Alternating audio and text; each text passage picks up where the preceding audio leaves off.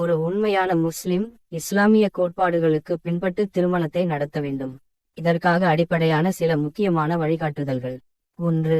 நிச்சயதார்த்தம் நிகா எளிமையானதாக இருக்க வேண்டும். இஸ்லாம் ஒவ்வொரு செயலிலும் எளிமையை பழிப்பதால் திருமண செலவுகளை சிக்கனமாக இருக்க வேண்டும். ஆடம்பரமான திருமண விழாக்களை தவிர்க்க வேண்டும். 2. வழங்கல்.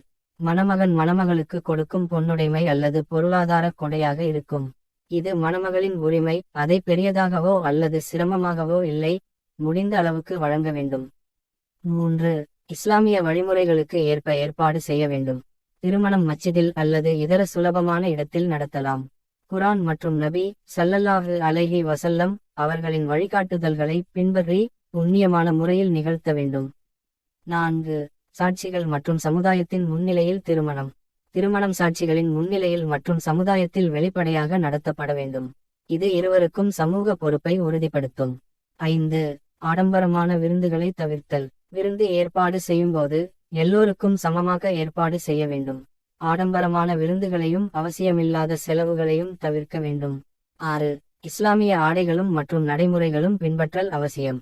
மணமக்கள் மற்றும் குடும்பத்தினர் இஸ்லாமிய நெறிகளின் அடிப்படையில் அழகான ஆனால் மிதமான ஆடைகளை அணிய வேண்டும். 7.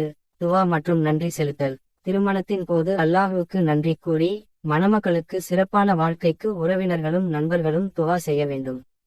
இஸ்லாமிய முறையில் திருமணம் என்பதன் மையக்கருத்து எளிமையுடன் புனிதமான உறவை ஏற்படுத்துவதும் அல்லாஹ்வின் மகிழ்ச்சியை அடைவதுமே ஆகும்.